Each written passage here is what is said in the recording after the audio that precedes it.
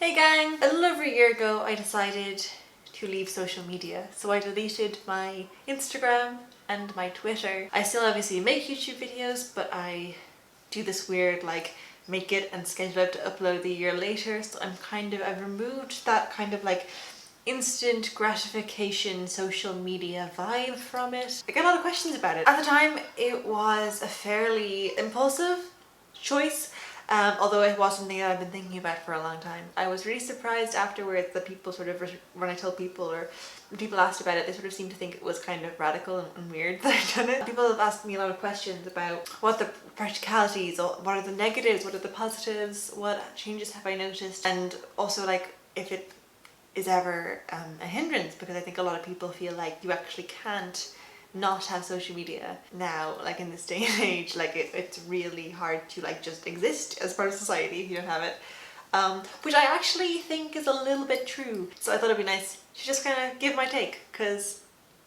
I think it's kind of complicated. So I'm going to start with some of the effects it's had on my mental health and me, I guess. The first and biggest one, I think, is that my mind has slowed down. My brain feels better. My brain just felt a bit bloated, it's a bit like how your body feels when you haven't been eating very well, you're kind of sensitive to that sort of thing. I feel a little bit less anxious, I think, just because my brain's going a bit slower. I'm definitely better able to focus and hold focus for longer. Things that I had stopped being able to do, reading for hours on end, I regained the ability to do. Partially, I think, because looking at a lot of very short, snappy, kind of really attention-grabbing stuff, my brain kind of couldn't focus on things that were slower anymore, and I would even find myself finding it hard sometimes to sit through an entire film because my attention span had just gotten so narrow. And it's very different now. I'm reading a lot more. There's this thing I heard about a while ago called a dopamine detox. It's this thing that there are now that kind of lifestyle-y, life hacky people are into, and it's this idea that your brain gets addicted to the dopamine hit of online stuff and social media and sugar and other things like that, and they suggest that you go regularly detox yourself and give yourself a day where you don't have caffeine and you don't look at your phone. You kind of reset your brain to factory settings a bit, and I think I have kind of, in a much less intense way, dopamine detoxed. I think for me, in hindsight, social media, and at the time I knew it, social media, the entertainment factor of it was definitely something I used as a way to mute myself, and if I was upset I would watch it to distract myself, but also if I was happy I would distract myself. I remember coming home from parties when I was a teenager and being really happy and elated and excited, and kind of just being okay, getting into bed and watching YouTube videos to calm down as well, because I was numbing myself when I was sad, but also kind of when I was happy, because I was just very uncomfortable just sitting in anything. And now I just sit in things all day long. Sitting in stuff is my biggest hobby. Oh, which leads me to my next observation, which is the third good thing I'm gonna say, which is that I have hobbies. Hello. Hello. Oh, you're filming, sorry. Yeah, it's fine. You're doing a perfectly good take right there. No, it's fine. I edit these. I think a big reason people are worried about deleting things, or it seems kind of strange, is because of the fear of missing out on stuff. I think career-wise and professionally, it's very complicated, especially I would like to work in kind of creative things and freelancey things and make things. And it's definitely kind of accepted that if you're going to make stuff, you have to have a social media presence that's on all platforms. If you're a writer, you have to have a Twitter, otherwise you won't be published. All these things are said a lot. And I kind of think that's true, but I also kind of think if you're going to be creative and have a career that you build yourself, or do have work that you build yourself and control yourself, then you kind of might as well push the boundaries and make your own rules and really do it with your chest. It's weird to then suddenly do what people say is the correct way to do it, because that's sort of the role of creative people, to sort of, I don't know, disrupt things a little and do things their own way and make up their own rules, try out different things and be curious about things and be curious about their way of going about things. I don't know. I'm not necessarily saying that that's what I'm doing, but I'm just saying I think the way we talk about social media and creativity as if you cannot be a writer or be a filmmaker or whatever, unless you have like a Twitter and Instagram. I think that's like kind of strange. Like a lot of people have said to me that like they would love to delete their stuff, but they feel like they can't because of the career route they're taking. That whatever job they want to do, they think they can't do it unless they are constantly like glued to their phone, a constant presence on all these different platforms. And I don't know if that's necessarily true, but it also might be. I don't know, maybe I'm being naive. I think it's fair to say that it will make things harder for me if I do go into various different spaces. Already I've been in situations where whatever little thing it is, like people ask for links in applications for things or whatever. There is like a space where they're like, and here's where you like put your social media, and if you don't have it, it is kind of strange. But I'm holding off because I really don't think I should have to have it. It's also kind of complicated as well, like from making these videos and stuff, I do occasionally kind of make friends online and get in contact with people, and people do get in contact with me who make similar things or who have similar experiences or have things they want to share with me, or you know, connections to be made. And it is annoying that like there's not a clear space where someone can slide into my DMs, or I don't have a vehicle with which to slide into someone else's DMs, and that does make making connections, like genuine connections online that come about through these videos, harder. I have to do it the old-fashioned way by like meeting people in comment sections and then working it out from there. And I haven't got an answer to that, and that is hard. Like that's a definite negative, is not being able to connect with people as easily. Literally not being able to slide into someone's DMs. Massive pain in the ass. The other major negative, I don't at all mind not having Twitter when it's like regular time, like in the day-to-day. And I also think that like I used to get a lot of my news from those spaces, which I think was okay because I did follow a lot of very reputable people. I've had to make more of an effort to get my news from other sources, and that has not been really a problem. I also think that I've definitely gotten more specific and like thorough explanations of what's going on a lot of the time when it's like an event, something to be reported on. But also on social media sometimes the actual stuff that's happening on social media is the story. When it's more of like a movement, I guess, or like a conversation, I'm definitely less informed than everyone else, and that's weird. And I do kind of have to rely on, again, like news sources that I really trust, but like often in the way that like I don't think social media like and tweets are necessarily like the best format to get news in. I don't think that newspapers are the best formats to summarize the feeling of Twitter or a social media based movement and conversation. And sometimes it does feel almost like civically irresponsible or like that's not the right word, but like it feels ill-informed and like willfully ignorant not to be able to be witnesses to those conversations, especially when they're being had by like marginalized groups or like oppressed groups, especially ones that I'm not a part of. Like with Black Lives Matter and stuff, it's really strange not having a Twitter and not being able to hear constantly what's being said around that. I should be hearing it, and the people who are saying it and who might get platformed on Twitter may not get platformed in mainstream media necessarily, just because of various different gatekeepings and like barriers that exist within like other forms of media. Although again, like it's so complicated because it's not just like two things. Like there are also like very progressive news sites that are much more diverse. So it's like a lot of it has been about not allowing myself to be ignorant or to like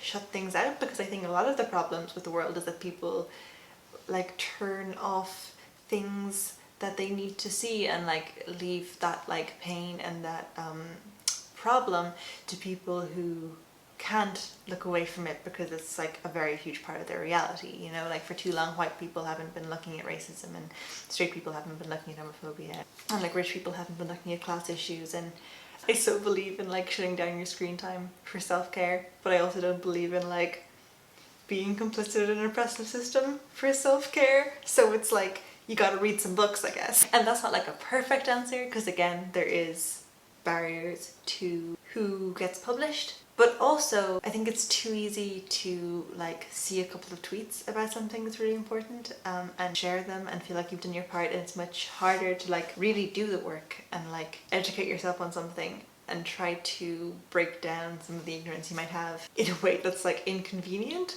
And I think since deleting Twitter especially, the convenience and immediacy of the information and the media diet that I'm on, like it's just the whole thing's less convenient. If I want to know something, I have to seek it out very specifically, and I think that's possibly better. Like I feel like it's giving more space, and it's like giving the attention to whoever's writing it, or like whoever's giving the information, like giving them the attention they deserve, because I do have to sort of sit aside. I have to be doing it on purpose. I can't just be like at the bus stop learning about something. It's gotta be like an afternoon. But then like beyond that, like there's been like loads of elections this year, also like the coronavirus, and it was a really weird year not to have a Twitter and not to like be in a larger society-wide conversation, because everything that everyone was talking about, like no one had a personal life this year. So much of what everyone was going through was collective. It's been really strange, like having that distance and not having my head constantly full of a constant sense of everything being global and everything that's being said online. I think in conclusion, people know that it's not necessarily healthy the way a lot of us use Twitter and stuff, and I don't want to run into that space of being one of those people who is very superior because they're sort of off the grid and they're offline and like, you know, whatever, and they're telling everyone to put away the damn phones, and like there's this way of living that's just like more enlightened and better and whatever. Because even though this is definitely working for me, I think I'm a person who's at a point in their life where they don't need it as much as they may have needed it in the past. Like it was such a valuable thing to me when I was coming out as gay, and like it was like 2014 and I didn't have like endless amounts of queer resources and representation and like information at my fingertips in any kind of analog form or any kind of like people in my life or anything. So social media was really valuable to me because it was a space where I could go to hear very validating and very like informative and important and enlightening stuff that I couldn't have found elsewhere, and I wasn't represented at the time anywhere else. So like even though it was a bit of a clatter, and even though I probably like was addicted to scrolling on Twitter, it was also the only place where I could see people who were like me and who were explaining what I was going through and who were making anything make any sense. I'm in a position of enough privilege now that even though I'm still not necessarily represented in like a mainstream culture in the way that like a straight person might be, I'm very represented in terms of other things, and also I'm in a place with myself where I don't necessarily need constant representation. I understand who I am without necessarily seeing queer people in the zeitgeist all the time. And also obviously it's gotten a lot better since then, but I definitely don't underestimate the importance of social media to other people, and therefore I'm not going to tell you what to do. And I think that's something that a lot of these like wellness ideas and conversations lack. Like when we talk about the effect that social media is having on like teens, like okay Sally, but like what about the effect that heteronormativity is having on teens? Have you thought about that? I'm really in a space where I'm like, I think that was necessary for me in the space that I was in, and it is no longer necessary for me. I think Instagram was probably never useful to me, but I think like broadly speaking, like when I spent a lot of time online, though I was probably addicted, though I was probably doing all manner of fucked up things to my brain and to my attention span and to my dopamine receptors and whatever, I probably wouldn't be as confident or as like positive and like comfortable with myself if I hadn't had that absolute hellfire